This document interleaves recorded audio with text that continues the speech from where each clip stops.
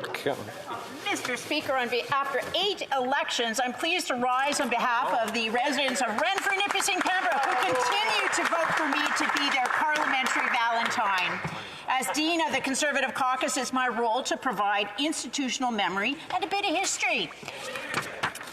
After nearly eight months under the leadership of the member for Carleton, our party is more united than ever. After 8 years of this government, Canadians need our party to be more united than ever, because after 8 years of reckless inflation-fueled spending, Canada is broken. After 8 years of this Prime Minister, he can't protect our citizens. The paid-off media claim our military is short 10,000 soldiers. In truth, we'd be hard-pressed to muster 10,000 soldiers where they needed. We have foreign incursions into our Arctic waters with no way to monitor traffic below the surface. Within weeks of the 2015 election, this Liberal Prime Minister has been dismantling our national defense, starting with our Navy. As one of his very first acts, he tried to deep six the project to build a naval supply ship when our country had none. We have 4 submarines, catastrophically flawed from the time they were purchased, used, and are lucky to have 1 in service at any given point in time. To have 1 submarine operational, 4 in total are needed due to the maintenance schedules. A submarine takes 10 years to build, even if it's off the shelf from an ally. Instead of taking action to replace them now, ensuring we have underwater capability a decade from now, this Liberal Prime Minister is throwing good money after bad on retrofits. After 8 years, Canada cannot protect our airspace. And thanks to the U.S. media, Canadians could see for themselves how the absence of an early warning system has left us vulnerable to penetration by air. With the internet 3 decades old, Canada does not have a cyber defense force stood up yet. Sure, this Liberal Prime Minister has plans to censor the internet just so his warped woke doctrine can be propagated, but after 8 wasted years, we cannot protect our electrical grids, water systems, or transportation systems from cyber attacks. After 8 years of this Liberal government, we can't afford 4 more. Not again.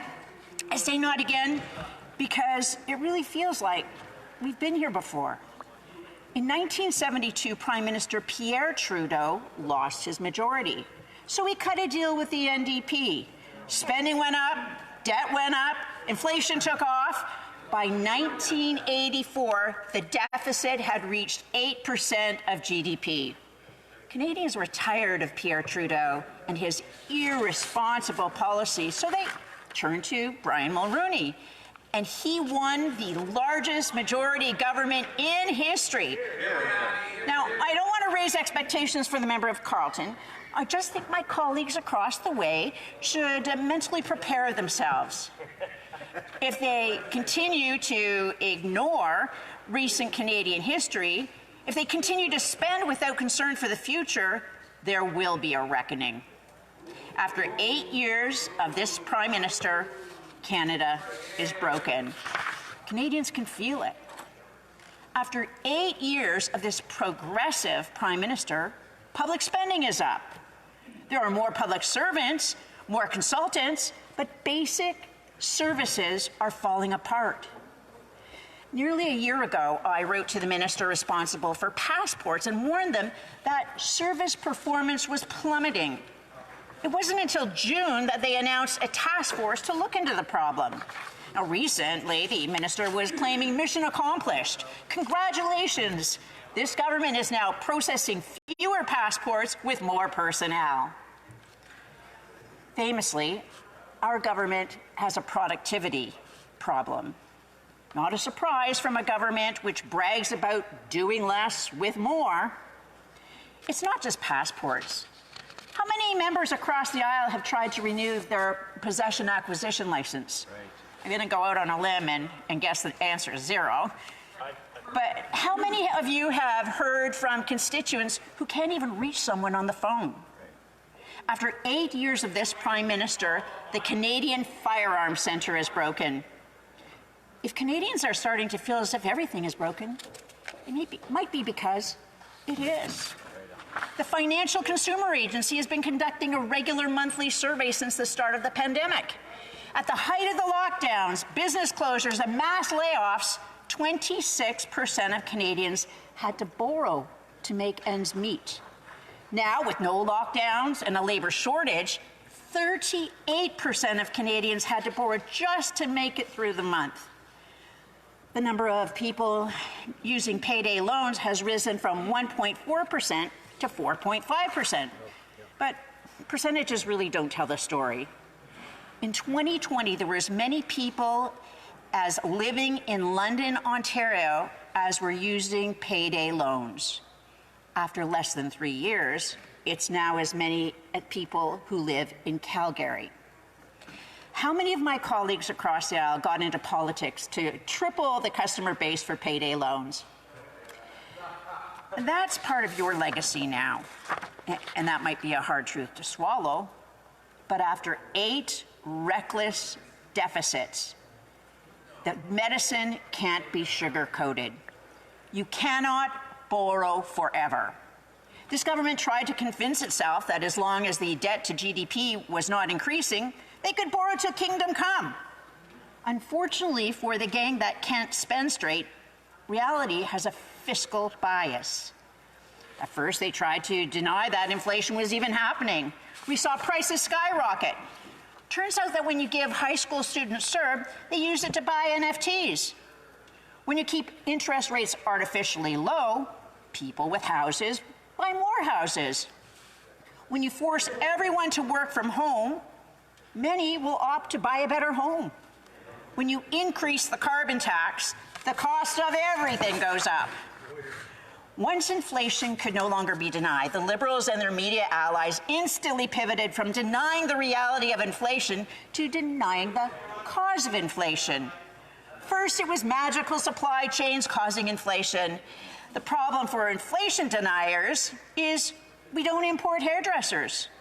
Many of the critical bottlenecks in shipping had cleared well before the consumer price index started to rise. Prices were already increasing before Putin's invasion. Countries around the world which had all followed similar expansionary fiscal and monetary policies all began experiencing inflation. So the new line was, inflation is a global problem, which is a pretty convenient excuse for a prime minister who brags about his intellectual disinterest in monetary policy. But a fly just flew into the Liberals' delusional ointment. The governor of the Bank of Canada said, quote, inflation in Canada increasingly reflects what's happening in Canada, end quote. First they denied inflation, then they denied the cause. Finally, the finance minister tabled her fiscal update. In her speech, it sounded like she got it. The words fiscal responsibility poured from her mouth like a mountain spring, but the numbers on the page told a different story, or rather the same old story. Taxes are up, spending is up, and they're borrowing more. After 8 years, Canadians are tired of this broken record. Many Canadians might not remember, but after the massive deficits from Pierre Trudeau, Canada hit a fiscal wall. Jean Chrétien and Paul Martin were forced to balance the budget. They slashed spending and laid off tens of thousands. They devastated healthcare in Canada. And the crisis in healthcare today is that eventually, with socialism, you run out of other people's money. These Liberals thought they could laugh in the face of history. They thought they could deny economic reality, but the world has a way of catching up. So as they prepare for their next budget, they should pay some mind to the lessons history can teach. The most important lesson, the bill always comes due. Questions and comments, and since we didn't finish off the last round on how we were doing, I'm going to go with